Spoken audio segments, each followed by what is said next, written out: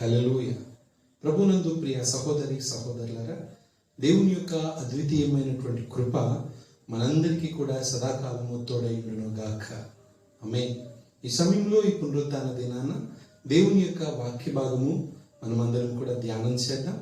మీరు మీ కుటుంబాలతో కూడా కలిసి దేవుని వాక్యాన్ని విని మీరు శ్రద్ధా భయభక్తులతో ప్రభు యొక్క విశేషమైనటువంటి జ్ఞానాన్ని సంపాదించుకోవాలని, ఈ భయంకరమైన అంచె దినాలలో దేవుని యొక్క క్షేమము, దేవుని యొక్క కృప మన జీవితాలలో కూడా శాశ్వత కాలం కూడా నిలిచి ఉండాలని మీరు ప్రార్థనా పూర్వకంగా ఎల్లప్పుడూ కూడా సిద్ధపడాలని ప్రభు పేరట మనవి చేస్తూ ఉన్నాను. Praise lord. హల్లెలూయా. ఈ సమయంలో వర్తమానానికి వెళ్దాం. పరిశుద్ధ గ్రంథం నుండి అపోస్తలుడైనటువంటి పేతురుకు రాసిన మొదటి పత్రిక 4వ అధ్యాయము 14వ వచనంలో ఒక శ్రేష్టమైన మాట పేతురు మాట్లాడుతూ ఉంటాడు. ఆ మాట ఏంటంటే, క్రైస్తవుడు దేవుని ఆత్మను పొందుకోవాలి. క్రైస్తవుడు దేవుని ఆత్మను పొందుకోవాలి. అసలు దేవుని ఆత్మను పొందుకోవడం వలన క్రైస్తవునికి లాభం ఏంటి? దేవుని ఆత్మ ఒక విశ్వాసిని లేక ఒక క్రైస్తవుడిని ఎంతగా బలాన్ని కలుగు చేస్తూ ఉంది, అసలు ఆత్మ వలన కలిగేటువంటి గొప్ప భాగ్యం ఏంటి అనేటువంటి విషయాలను పేతురు మాట్లాడుతూ ఉన్నాడు. పేతురుకు రాసిన మొదటి పత్రిక 4వ అధ్యాయము 14వ వచనంలో మనం చూస్తే ఈ మాట రాయబడుతుంది. క్రీస్తు నామము నిమిత్తము మీరు నిందలు పాలైన ఎడల మహిమా స్వరూపి అయిన ఆత్మ అనగా దేవుని ఆత్మ మీ మీద నిలుచుచున్నాడు గనుక మీరు ధన్యులు. దేవునికి స్తోత్రం. దేవుని ఆత్మ మీ మీద నిలుచుచున్నది గనుక మీరు ధన్యులు. దేవునికి స్తోత్రం. హల్లెలూయా. విశ్వసించిన వాళ్ళు దేవునికి స్తోత్రం చెప్తాం. హల్లెలూయా. దేవుని ఆత్మ మన మీద నిలుచుచున్నది. మనం ఎప్పుడు ధన్యులుగా మార్చబడతాం? ఎప్పుడు ధన్యులుగా పిలువబడతాం? అసలు మనకు ధన్యతకు కారణం ఏంటి అని ఆలోచన చేస్తే, యేసుక్రీస్తు ప్రభు ఈ మానవాళి పాపముల నిమిత్తము మరణించి 3వ దినాన పునరుద్ధానుడై తిరిగి లేచి తండ్రి చెంతకు తన్ను తాను సిద్ధపరచుకున్నాడు. అంతేకాదు యావత్ ప్రపంచానికి కూడా ఆయన ఒక నిజమైన దేవునిగా, మరణాన్ని శాసించినటువంటి దేవునిగా, మరణం యొక్క ఆ స్థితిని మార్చేసినటువంటి దేవునిగా యావత్ ప్రపంచానికి తన యొక్క ప్రేమ యొక్క స్థితి ఏంటో, అసలు దైవత్వం యొక్క లక్షణాలు ఏంటో తెలియచేశాడు. అయితే ఆయన మరణించి పునరుద్ధానుడై తిరిగి లేచిన తర్వాత ఆయన దాదాపుగా ఒక 40 దినాలు అనేకులకు తనను తాను ప్రత్యక్షపరుచుకున్నాడు. దేవుని రాజ్యాన్ని గురించి అనేకులకు తెలియచేశాడు. 500 మందికి పైగా ప్రత్యక్షపరుచుకున్నాడని, 12 మందికి తన శిష్యులకు అపోస్తలులకు ప్రత్యక్షపరుచుకున్నాడు. అంతేకాదు అనేకులకు అసలు దేవుని యొక్క లక్షణాల యొక్క గొప్పతనం ఏంటో అని తెలియచేసి ఆయన తిరిగి తన తండ్రి యొద్దకు వెళ్తూ ఆయన గలిలయ ప్రజలతోనూ లేక దేవుని జనాంగంతోనూ ఒక వాగ్దానంతో కూడినటువంటి సందేశాన్ని కలగచేశాడు. మీరెందుకు ఏడ్చుచూ ఉన్నారు? నేను ఎలాగైతే వెళుతున్నానో మరలా నేను అలాగే వస్తాను. నేను మీకు తోడుగా పరిశుద్ధాత్మను మీకు తోడుగా ఉంచుతాను. ఈ పరిశుద్ధాత్మ మిమ్మల్ని సర్వ సత్యంలోనికి నడిపిస్తుందని దేవుడు తన ప్రజలకు పరిశుద్ధాత్మను తోడుగా ఉంచి తన ప్రజలు ధన్యులుగా ఎంచబడాలని దేవుని యొక్క ఆశ. అందుకే దేవుని ఆత్మ వారి మీద నిలుచుచున్నది కనుక వారు ధన్యులు. ఈరోజు క్రైస్తవుడిగా లేక విశ్వాసిగా చలామణి అవుతున్న చాలా మంది క్రైస్తవుల్లో దేవుని ఆత్మ నిలిచి ఉన్నదా? దేవుని ఆత్మను పొందుకున్నారా? అసలు ఆత్మ యొక్క విలువను వారి జీవితంలో తెలుసుకున్నారా? ఎప్పుడు దేవుని ఆత్మ చేత వారు నింపబడితే దేవుని యొక్క దైవ లక్షణాల చేత వారి జీవితాన్ని కొనసాగిస్తూ ఉన్నారా అనే విషయాలను ఈరోజు మనము నేర్చుకోబోతూ ఉన్నాం. పిల్లరా, అసలు ఆత్మ మనుషులను ఎలాగ దేవుని కోసం సిద్ధపరుస్తూ ఉంది? అసలు పరిశుద్ధాత్మ యొక్క గొప్ప గుణగణాలు ఏంటి అని ఆలోచన చేస్తే, యేసుక్రీస్తు ప్రభు ఈ పరిశుద్ధాత్మ గురించి ఒక మాట చెప్పాడు. ఎందరూ దేవుని ఆత్మ చేత నింపబడతారో వారందరూ కూడా దేవుని కుమారులుగా పిలువబడతారు, దేవుని కుమార్తెలుగా పిలువబడతారు. అందుకే అనేక సందర్భాల్లో కూడా ఆయన మాట్లాడుతూ ఆత్మ లేనివాడు నావాడు కాదు అని దేవుడు కూడా చాలా స్పష్టంగా చెప్పేశాడు. ఏంటి ఇంతకీ ఆత్మ ఏంటి, పరిశుద్ధాత్మ ఏంటి అంటే, తండ్రి అయినటువంటి దేవుడు తన స్వరూపంలో యేసుక్రీస్తు ప్రభుని ఎలాగైతే ఈ లోకానికి పంపించాడో, మానవాళి పాపముల నిమిత్తం ఎలాగైతే సిద్ధపరిచాడో, తిరిగి పావనుడై పునరుద్ధానుడై తిరిగి లేచిన యేసుక్రీస్తు ప్రభు తన ప్రజలకు తన స్వారూప్యంలో ఉన్న పరిశుద్ధాత్మను తోడుగా ఈ లోకానికి ఉంచాడు. ఆ పరిశుద్ధాత్మ మనుషులను బలపరుస్తూ ఉంది, ధైర్యపరుస్తూ ఉంది, నడిపిస్తూ ఉంది, దేవుని కోసం ఎలా ఎదురు చూడాలో చూడగలుగుతూ ఉంది. అందుకే ఆ అపోస్తలులు మేడగదిలో ప్రార్థన చేసినప్పుడు దేవుడిచ్చినటువంటి వాగ్దానాన్ని జ్ఞాపకం చేసుకున్నారు. ఎంతగా జ్ఞాపకం చేసుకున్నారయ్యా అంటే, వారు దేవుని సేవా పరిచర్ని కొనసాగించడానికి, లేక దేవుని కోసం అనేకులను రగిలింప చేయడానికి దేవుని కోసం ముందుకు వెళ్ళినట్లుగా మొట్టమొదటిగా దేవుడు ఏ వాగ్దానాన్ని అయితే తన ప్రజలకు ఇచ్చాడో ఆ వాగ్దానాన్ని తన జీవితంలో స్వతంత్రించుకోవడానికి వారు పరిశుద్ధాత్మ శక్తి చేత నింపబడడానికి వారు తన్ను తాను సిద్ధపరచుకున్నారు. అందుకని అపోస్తలుల కార్యాలు 2వ అధ్యాయంలో మనం చూస్తే, పెంతెకోస్తు అనే పండుగ దినమున వారందరూ కూడా పరిశుద్ధాత్మ శక్తి చేత నింపబడ్డారు.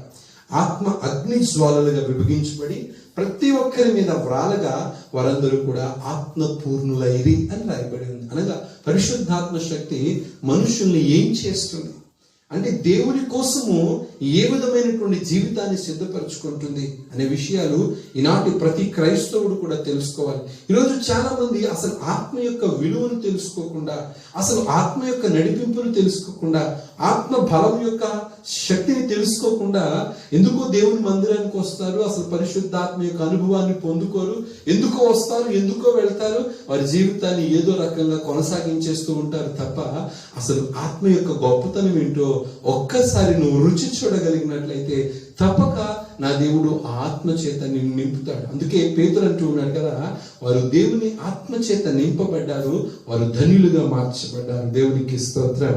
14వ వచనంలో చూస్తే ఇక్కడ రాశాడు చాలా శ్రేష్టమైనటువంటి మాట, అనగా దేవుని ఆత్మ మీ మీద నిలుచుచున్నాడు గనుక మీరు ధన్యులు. ధన్యత ఎందుకు వస్తుందంటే, మొదట దేవుని ఆత్మ వారిపై ఉంటుంది కాబట్టి. దేవుని ఆత్మ, అసలు దేవుని ఆత్మ యొక్క విశిష్టత ఏంటి అనే సత్యాన్ని మనం చూస్తున్నట్లయితే, మొదటగా లూకా సువార్త కొన్ని విషయాలు మనం తెలుసుకుందాం.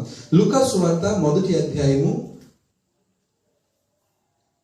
లూకా సువార్త 4వ అధ్యాయము 18వ వచనంలో ఒక మాట చూస్తే, ఈ మాట యేసుక్రీస్తు ప్రభువే మాట్లాడుతూ ఉన్నాడు. యేసుక్రీస్తు ప్రభు అసలు పరిశుద్ధాత్మ శక్తి చేత నింపబడి మొదటగా లోకానికి ఎలాగో తను తాను పరిచయం చేసుకున్నాడు. అంతేకాదు యేసుక్రీస్తు ప్రభు మొదట తన్ను తాను మాదిరిగా సిద్ధపరుచుకుని ఏదైతే ఆయన చెప్పాడో మొదట ఆయన చేసి తరువాతే తన ప్రజలకు చెప్పినట్లుగా కూడా దేవోక్తి సెలవిస్తుంది. లూకా సువార్త 4వ అధ్యాయము 18వ వచనాన్ని చూస్తే ఇక్కడ ప్రభు మాట్లాడుతూ ఉన్నాడు.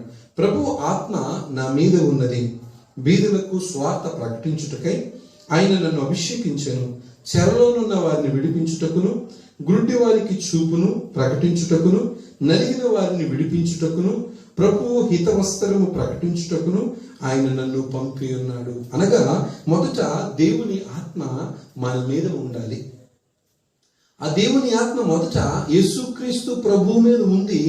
ఆ ఆత్మ ఏం చేసిందంటే, స్వార్థ ప్రకటించడానికి, దేవుని పని చేయడానికి, బేదలకు స్వార్థ ప్రకటించడానికి, నలిగిపోయిన వారికి ఆ నెమ్మదిని కలగ చేయడానికి, గుడ్డి వారికి కన్నులు కలగ చేయడానికి, కృంటి వారికి కాళ్ళు కలగ చేయడానికి, ఆ నిరుపేదలకు పోషణను వారికి అందించడానికి, ఇంకా చెప్పాలంటే వారి బ్రతుకులో ఏదైతే వారు పోగొట్టుకున్నారో, వారి బ్రతుకులో ఏదైతే శాంతి లేకుండా జీవిస్తూ ఉన్నారో, వారి జీవితంలో ఏ సంతోషాన్ని అయితే వారు పొందుకోలేకపోతున్నారో ఆ సంతోషాన్ని స్వార్థ ద్వారా వారికి అందించడానికి ప్రభు ఆత్మ నా మీద నిలుచుచున్నదని యేసుక్రీస్తు ప్రభు మాట్లాడుతూ ఉన్నాడు. ఎందుకంటే పిల్లరా, దేవుని ఆత్మ కఠినను సైతం కూడా కరిగింపచేస్తుంది. దేవుని ఆత్మ ఎక్కడైతే నిలుస్తూ ఉంటుందో అక్కడ అద్భుతాలు జరుగుతాయి. దేవుని ఆత్మకు ఎవరైతే స్థానం ఇస్తారో, ఎవరైతే హృదయాలను తెరుచుకోవడానికి తాను సిద్ధపరచుకుంటారో వాళ్ళ హృదయాలు సంతోషదాయకంగా మార్చబడుతూ ఉంటాయి. అక్కడ అద్భుతాలు జరుగుతాయి. అక్కడ రాస్తున్నాడు కదా, నలిగిన వారి హృదయాలు తెరవబడుతూ ఉన్నాయి, కుంటి వారికి కళ్ళు వస్తూ ఉన్నాయి, గుడ్డి వారికి కళ్ళు వస్తూ ఉన్నాయి. ఇంకా చెప్పాలంటే చెరలో ఉన్నటువంటి వారికి విడుదల ప్రకటించబడుతుంది. దురాత్మ శక్తుల చేత పీడించబడుతున్నటువంటి వారు దేవుని యందు బంధకాలలో నుండి వారు విడిపించబడుతూ ఉన్నారు. అనగా సువార్త మనుషులకు ఏం కలుగ చేస్తుంది, పరిశుద్ధాత్మ మనుషులకు ఏం కలుగ చేస్తుంది అని ఆలోచన చేస్తే వారికి బహు గొప్ప విడుదల కలుగ చేస్తుంది. వారు ప్రభువులో ఆనందించే గొప్ప భాగ్యాన్ని కలుగచేస్తుంది. అందుకే యేసుక్రీస్తు ప్రభు ప్రకటించడానికి మొదట ఆయన చెప్తున్న మాట ఏంటో తెలుసా? దేవుని ఆత్మ నా మీద నిలుచుచున్నది. మొదట దేవుని ఆత్మ తనపై నిలిచి ఉంది. అక్కడ అద్భుత కార్యాలు జరిగాయి. పరిచయులు చూస్తూ ఉన్నారు, శాస్త్రులు చూస్తూ ఉన్నారు, సద్దుకాయలు చూస్తూ ఉన్నారు. వాళ్ళందరూ కూడా ఇటు కార్యములు ఈయన ఎలా చేయించు ఉన్నాడు, అసలు మనుష్య కుమారుడికి ఇంత అధికారం ఎక్కడి నుంచి వస్తుంది అని అనేకులు చూసి ఆశ్చర్యచకితులయ్యారు. కారణం ఏంటంటే తండ్రి అయినటువంటి దేవుని ఆత్మ ప్రభు అయిన యేసుక్రీస్తు ప్రభు మీద నిలిచి ఉంది. ఆత్మను పొందుకోవడానికి యేసుక్రీస్తు ప్రభు తండ్రి చిత్తాన్ని నెరవేర్చుకున్నాడు. ఆయన కోసము తాను ఎప్పటికప్పుడు సిద్ధపరచుకున్నాడు. అంతేకాదు ఆత్మకు సంపూర్ణంగా లోబడ్డాడు. వన్స్ ఏ ఆత్మనైతే ప్రభువు పొందుకున్నాడో ఆత్మతోనే ఈ లోకంలో ఉన్నంత కాలమును ఆత్మను దినదినము కూడా తన జీవితంలో సంపాదించుకుంటూ ఆత్మ బలం చేత నింపబడ్డాడు. పిల్లరా, ఈ లోకంలో నువ్వు బ్రతకాలంటే, ఈ లోకంలో నువ్వు జీవించాలంటే, ముఖ్యంగా ఈ లోకాన్ని జయించి నీ జీవిత విధానాన్ని నువ్వు కొనసాగించగలగాలంటే మొదట నీ మీద దేవుని ఆత్మ ఉండాలి. దేవుని ఆత్మను నువ్వు సంపాదించుకోవాలి. పరిశుద్ధాత్మకు నువ్వు చోటు ఇవ్వాలి. ఎప్పుడు నువ్వు పరిశుద్ధాత్మకు నువ్వు చోటు ఇవ్వగలుగుతావు? దేవునికి నువ్వు సమయం ఇస్తూ దేవునితో గడపడానికి ఇష్టపడి నీ హృదయాన్ని ఖాళీ చేసుకుని నీ హృదయ గదిలో యేసుక్రీస్తు ప్రభువునకు నువ్వు చోటు ఇవ్వగలిగినట్లయితే తప్పక ఆత్మదేవుడు నీలోనికి వశింప చేస్తాడు. పరిశుద్ధాత్మ దేవుడు మొదట నిన్ను నింపుతాడు. అప్పుడు నీకు ఎలా ఉంటుందంటే, ఏదో తెలియనటువంటి ధైర్యం, క్రీస్తు కోసం బ్రతకాలన్నటువంటి తపన, యేసయ్య ప్రేమను అనేకులకు పంచాలన్నటువంటి ఒక బలమైనటువంటి స్థిరమైనటువంటి జీవితము నీ జీవితంలో కలుగుతూ ఉంటుంది. అందుకే యేసుక్రీస్తు ప్రభు చెప్పాడు, దేవుని ఆత్మ నా మీద నిలిచి ఉంది. ఈరోజు దేవుని ఆత్మ మొదటగా నీలో నిలిచి ఉందా? నీలో నింపబడుతూ ఉందా? ఆ ఆత్మకు నువ్వు చోటిచ్చి ఆత్మచేత నడిపించబడ్డానికి నువ్వు ఇష్టపడగలుగుతూ ఉన్నావా? ఎప్పుడైతే దేవుని ఆత్మకు నువ్వు చోటిచ్చి ఆత్మ నింపుదలకై నిన్ను నీవు సిద్ధపరచుకుంటావో, ప్రభువా నీ ఆత్మ లేని వాడు నా వాడు కాదన్నావు.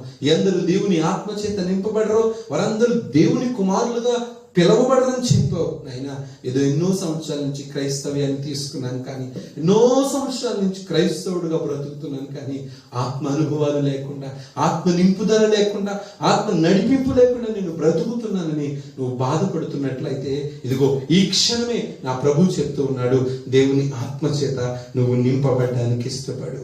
పరిశుద్ధాత్మ దేవుడు నిన్ను ముడతాడు, నిన్ను తాకుతాడు, నిన్ను దర్శిస్తాడు. నీకు ఏదో తెలియనటువంటి గొప్ప ధైర్యం నువ్వు పొందుకోగలుగుతావు. మొదట దేవుని ఆత్మ నీ మీద ఉండాలి. ఎప్పుడైతే దేవుని ఆత్మ నీ మీద ఉంటుందో నీవు ధన్యుడిగా మార్చబడతావు. మొదటిది.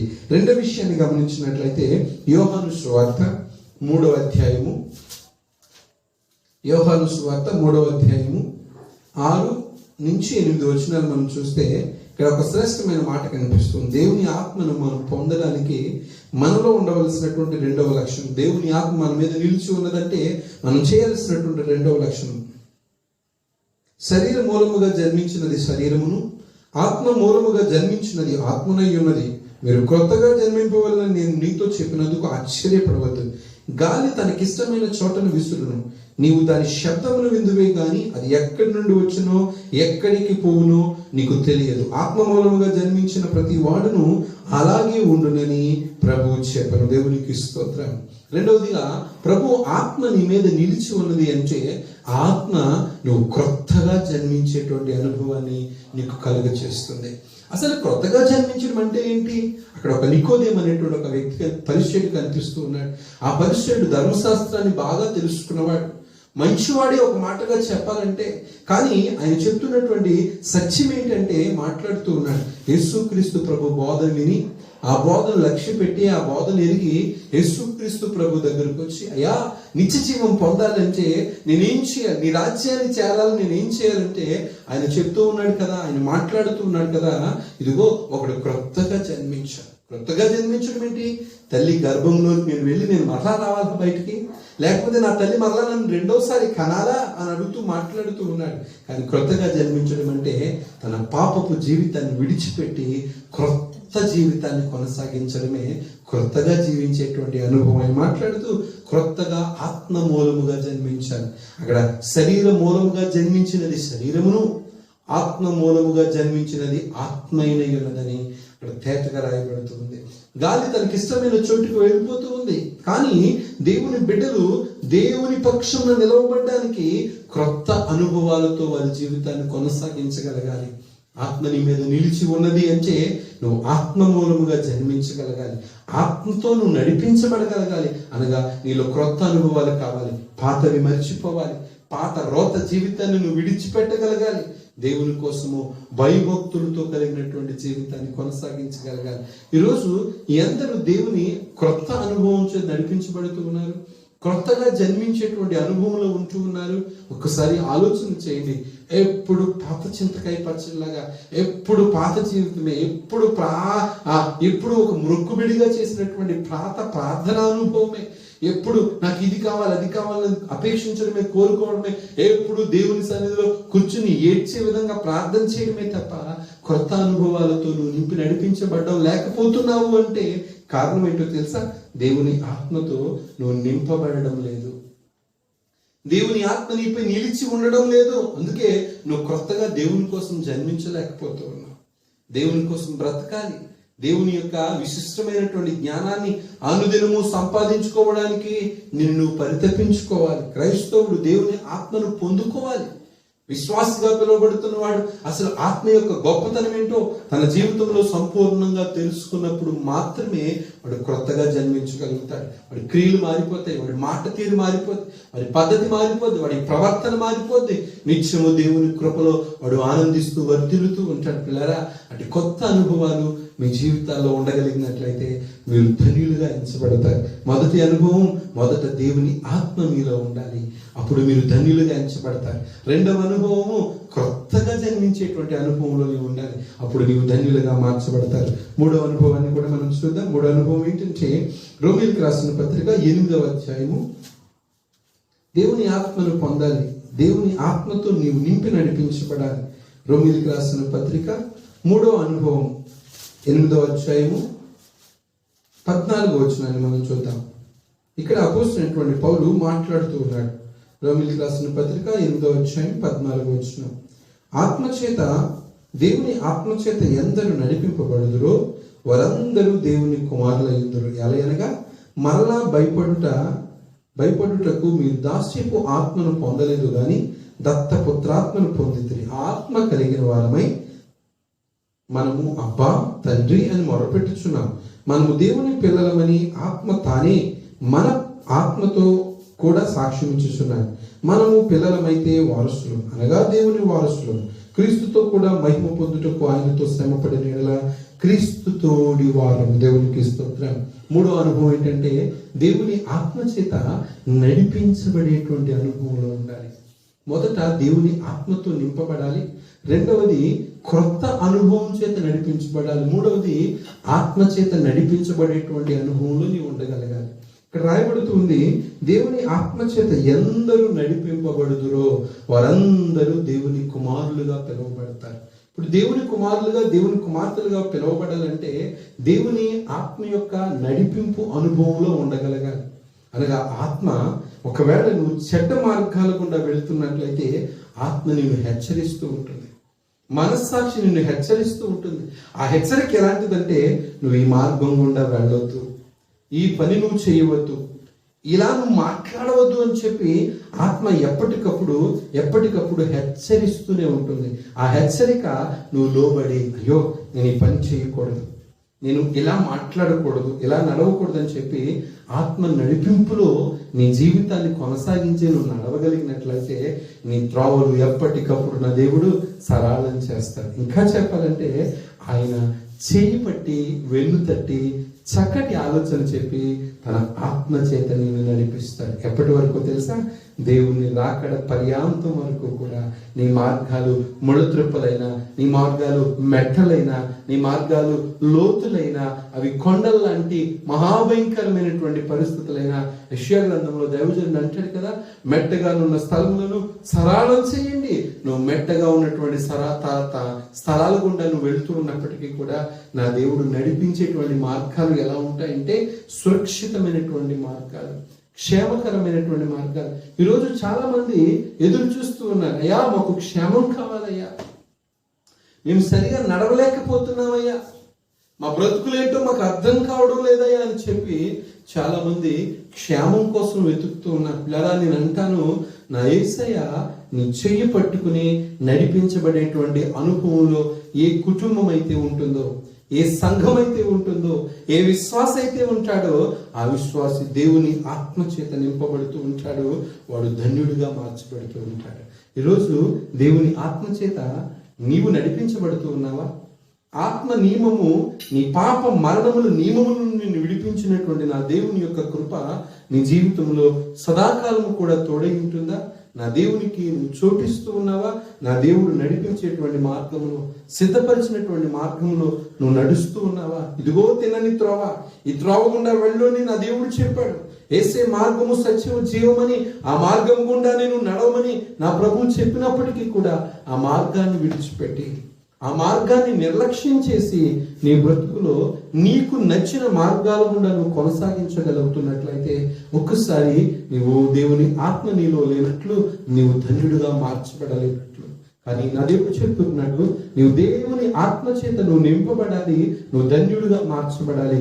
దేవుని ఆత్మ నీ జీవితంలో క్రొత్త అనుభవాన్ని కలగచేస్తుంది, చెయ్యి పట్టు నిన్ను నడిపిస్తుంది, నీ బ్రతుకులో ఘనమైన బలమైన కార్యాలు చేస్తుంది. ఒక్కసారి ఈ సందర్భాన్ని ఆలోచించే 4వ సందర్భాన్ని గమనించినట్లయితే నెహెమ్యా గ్రంథము 9వ అధ్యాయము 30వ వచనం. నెహెమ్యా గ్రంథము 9వ అధ్యాయం 30వ వచనం. ఆత్మ చేత ఏం పొంద 4వ అనుభవం ఏంటంటే ఆత్మ చేత సాక్ష్యం పొందాలి. దేవుడు తన ప్రజలకు ఒక చక్కటి ఈ విషయాన్ని తెలియజేస్తున్నాడు. నెహెమ్యా గ్రంథము 9వ అధ్యాయము 30వ వచనం. దేవుడు చెప్తున్నటువంటి మాట,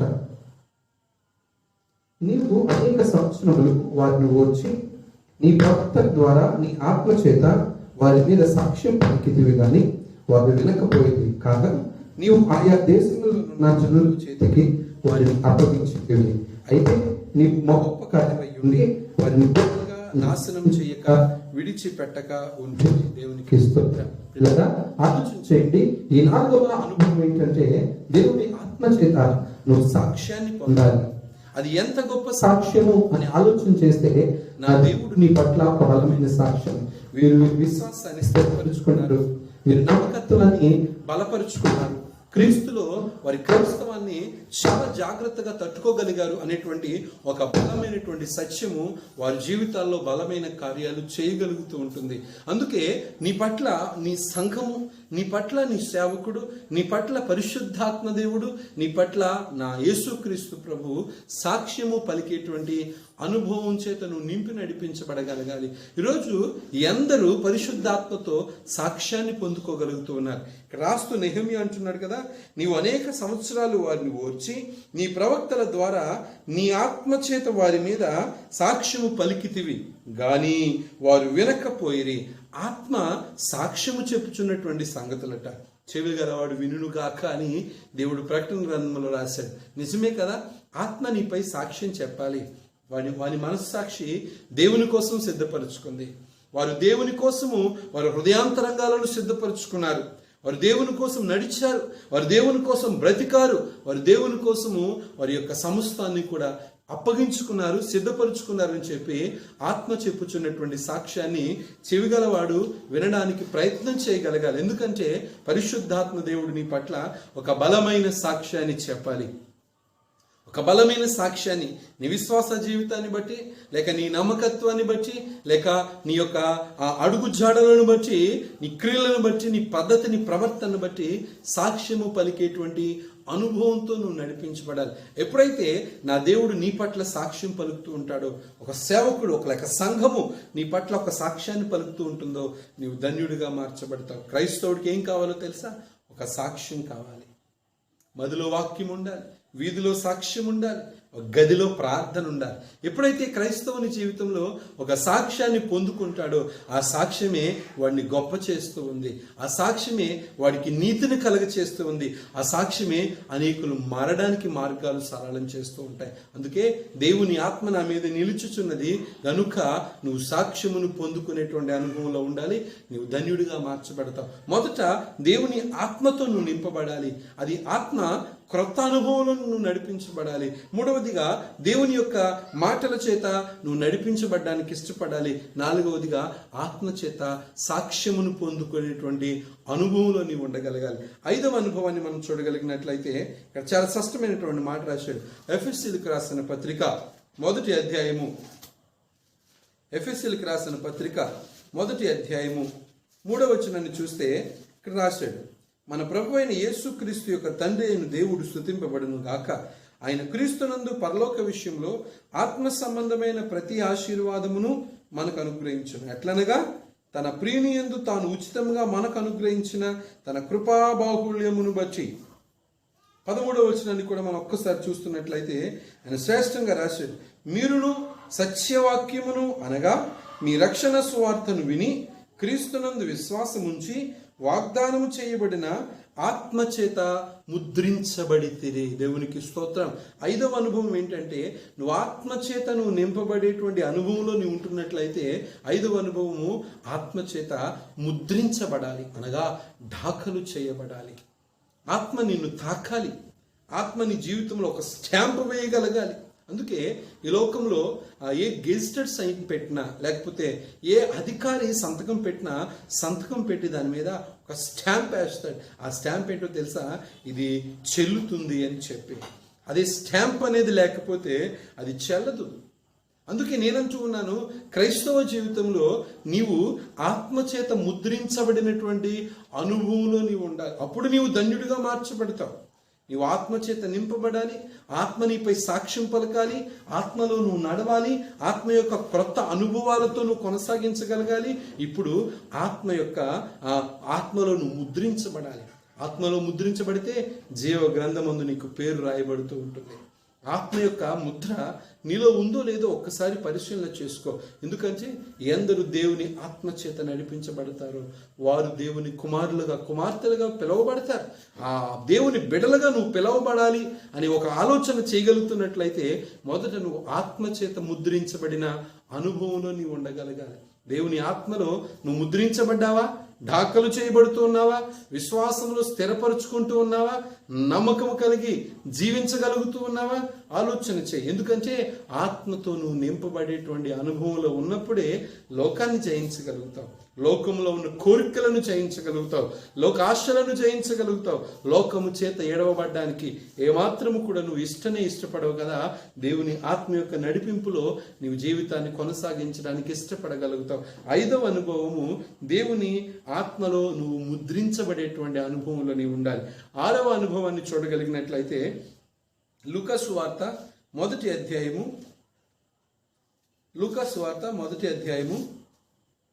80వ వచనాన్ని మనం చూస్తే ఇక్కడ రాశాడు కదా, శిశువు ఎదిగి ఆత్మయందును బలముంది ఇశ్రాయేలునకు ప్రత్యక్షమగు దినం వరకు అరణ్యములో ఉండెను. దేవునికి స్తోత్రం. చూడండి, ఈ మాట చాలా శ్రేష్టమైనటువంటి మాట. ఆత్మయందు బలం పొందాలి. ఆరవ మాట, ఆత్మచేత నువ్వు బలాన్ని పొందాలి. ఆత్మ నీకు ఏం చేస్తుందంటే ఏదో తెలియనటువంటి బలాన్ని కలుగ చేస్తూ ఉంటుంది.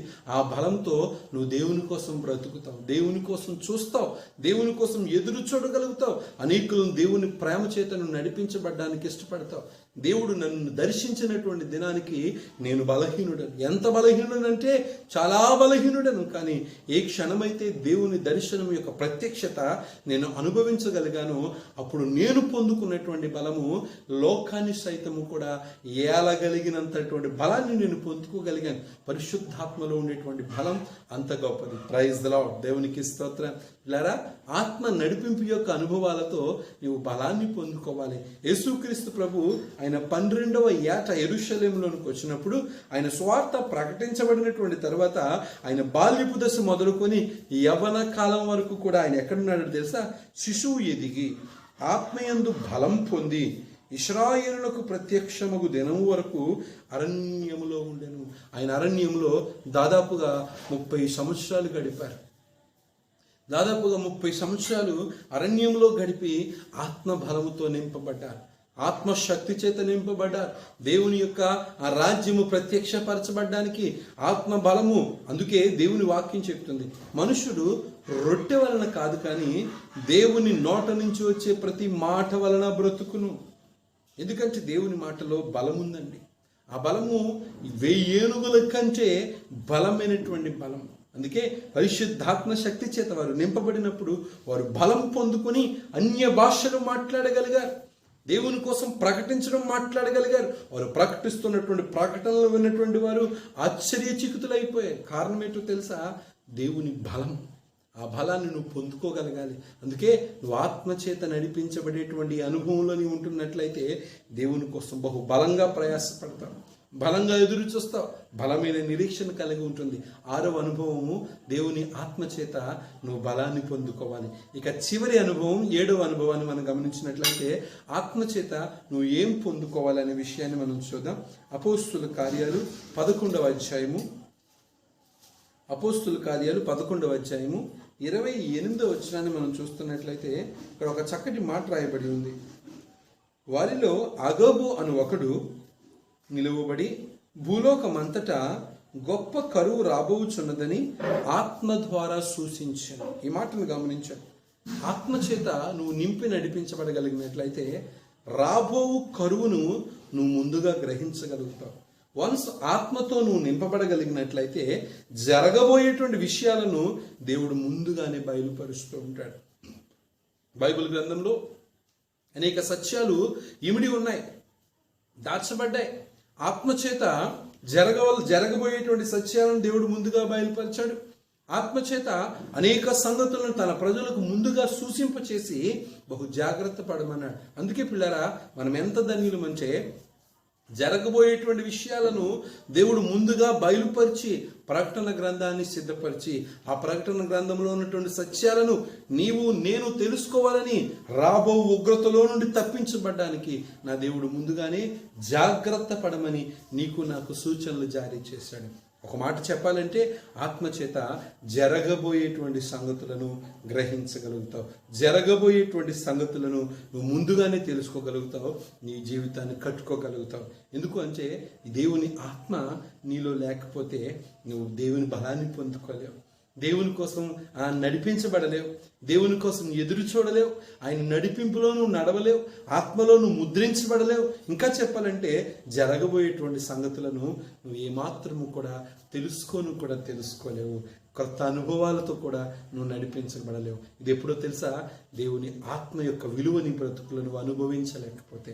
ఈరోజు దేవుడు చెప్తున్నటువంటి మాట ఏంటంటే పిల్లారా, ప్రభు చెప్తున్నటువంటి మాట, ఎందరూ దేవుని ఆత్మకు లోబడి విధేయులై ఉంటారో వారు దేవుని రాకడ వరకు కూడా బహుబలముగా నిలవబడగలుగుతారు. ఎన్ని శ్రమలు వచ్చినా, ఎన్ని బాధలు వచ్చినా, ఎంత కష్టం వచ్చినా సరే వారి జీవితాల్లో దేవుని కృప వారికి తోడుగా ఉంటుంది.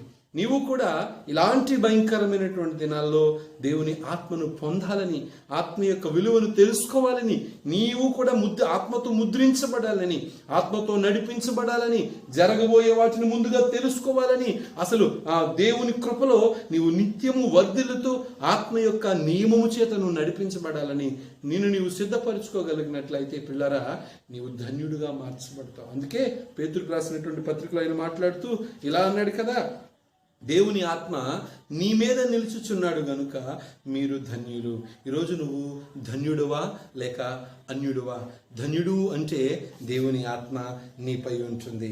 ఆత్మ నిన్ను నడిపిస్తూ ఉంటుంది, క్రొత్త అనుభవాల్లో నిన్ను తోడుకొని వేస్తుంది. అంతేకాదు ఆత్మలో నిన్ను ముద్రింప చేస్తుంది, జరగబోయే విషయాలను తేటగా బయలుపరుస్తూ ఉంటుంది. ఎప్పటికప్పుడు నిన్ను బలహీనము కానివ్వకుండా నా దేవుడు నిన్ను బలపరుస్తూ ఉంటాడు. అటు ఆత్మ నడిపింపులో, ఆత్మ నింపుదలలో నీవు ధన్యుడిగా ఎంచబడాలని నేను ఎంతగానో ఆశపడుతూ ఉన్నాను. ఈరోజు ఈ వాక్యాన్ని వింటున్నటువంటి నీవు ఇప్పటి వరకు పరిశుద్ధాత్మ యొక్క అనుభవాన్ని నువ్వు పొందలేకపోతే ఈ క్షణమందే పరిశుద్ధాత్మ దేవుని యొక్క బలాన్ని నువ్వు రుచి చూడాలని, పరిశుద్ధాత్మ యొక్క శక్తి యొక్క అనుభవాలను నువ్వు అనుభవింప చేసుకోవాలని ప్రార్థన చేసుకుని నిన్ను నువ్వు సిద్ధపరచుకో. దేవుడి కొద్ది మాటలను దీవించి ఆశీర్వదించునుగాక. ఆమేన్. ప్రార్థన చేద్దాం. మహాగణుడా, మహోన్నతుడా, పరిశుద్ధుడు అయిన దేవా, ఇదిగో నీ పాదాలకు వందనాలు చెల్లించుకుంటూ ఉన్నాను నాయన. అవును నాయన, అయ్యా నీ ఆత్మ మా మీద నిలిచి ఉంటే నీ కోసం మేము బ్రతుకుతాం, అద్భుతాలు చేస్తాం, అద్భుతాలు మా జీవితాల్లో మేము పొందుకోగలుగుతాం, అయ్యా ఆత్మలో ముద్రించబడగలుగుతాం, క్రొత్త అనుభవాల చేత మేము నడిపించబడగలుగుతాం. నా తండ్రి, నీ ఆత్మ యొక్క నడిపింపులో మేము ఉండగలుగుతాం, నీ కోసం బలాన్ని పొందుకోగలుగుతాం. అంతేకాదు రాబోయేటువంటి ఉగ్రతలో నుండి మేము తప్పించబడగలుగుతాం. ఎందుకంటే నీ ఆత్మ మాకు సమస్తాన్ని కూడా బయలుపరుస్తుంది. నీ ఆత్మ మాకు ధైర్యాన్ని ఇస్తుంది, నీ ఆత్మ మాకు బలాన్ని ఇస్తుంది, నీ కోసం బ్రతకాలన్న తపన పుట్టిస్తుంది. ఈరోజు నాయన ఎందరు నీ ఆత్మ చేత నేను ఇంకను నింపబడలేదో, ఆత్మకు చోటు ఇవ్వలేదో, ఆత్మలో నడిపించబడడానికి వారు సిద్ధపరుచుకోలేదో, పరిశుద్ధాత్మ దేవుడా ఒక్కసారి ప్రతి ఒక్కరిని కూడా నువ్వు తాకండి నాయన. ప్రతి ఒక్కరిని పరిశుద్ధాత్మ బలముతో నింపండి, పరిశుద్ధాత్మ యొక్క ధన్యతతో నింపండి, పరిశుద్ధాత్మ నడిపింపుతో నింపండి, పరిశుద్ధాత్మను ముద్రించుట అనుభవంలో నడిపించండి, పరిశుద్ధాత్మలో క్రొత్త అనుభవాలతో నింపబడే భాగ్యాన్ని దయచేయండి. ఆత్మకు లోబడి విధేయులై అయా ఆత్మ చిత్తాన్ని నెరవేరుస్తూ నీ కృపలో వర్ధిల్లు భాగ్యాన్ని ప్రతి ఒక్కరికి కూడా నువ్వు దయచేయమని ఈ పునరుద్ధాన దినాన పునరుద్ధాన బలముతో పునరుద్ధాన శక్తిని వారు అనుభవించు నిమిత్తము దేవా జరగబోయేటువంటి పరిస్థితులను ఆత్మ ద్వారా ముందుగానే తెలుసుకొని తండ్రి మేము మా క్రైస్తవ జీవితాలను సిద్ధపరుచుకొని ధన్యులుగా ఎంచబడి నీ రాజ్య వ్యాప్తికి సిద్ధపడే భాగ్యాన్ని అందరికీ కూడా దయచేయమని ప్రతి ఒక్కరిని ఇదిగో దీవించి నీ పరిశుద్ధాత్మ అనుభవాలతో నడిపించి నాయనా నీ కృపలో వర్ధిల్లే భాగ్యాన్ని దయచేయమని నీ రాకడలో ఎత్తబడుతూ నీ కృపలో వర్ధిల్లుతూ ఆనందించుటకును మమ్మల్ని మేము సిద్ధపరచమని యేసు పరిశుద్ధ నామంలో ప్రార్థించి స్తుతించి అడిగి వేడుకొనుచున్నాను తండ్రి. ఆమేన్. తండ్రి అయిన దేవుని ప్రేమ, ప్రభువైన యేసు క్రీస్తు కృప, పరిశుద్ధాత్మ యొక్క అన్యోన్య సహవాసం కూడిన బిడ్డలకు, సంఘాలకు, సహవాసాలకు ఈ వాక్యాన్ని వింటున్న ప్రతి ఒక్కరు కూడా పరిశుద్ధాత్మ యొక్క అనుభవాలతో నింపబడి పరిశుద్ధాత్మ వారిపై నిలిచి ఉండి వారు ధన్యులుగా ఎంచబడి ఈ రాజ్యము కోసం సిద్ధపరచబడే కృపను దయచేయమని నీ ప్రత్యేకమైన కృప సదాకాలము తోడైండి నడిపించి మహిమ పొందునుగాక. ఆమేన్. ఆమేన్. Praise lord. May God bless you. దేవుడు మిమ్ములను నిశ్చయముగా దీవించునుగాక. ఆమేన్.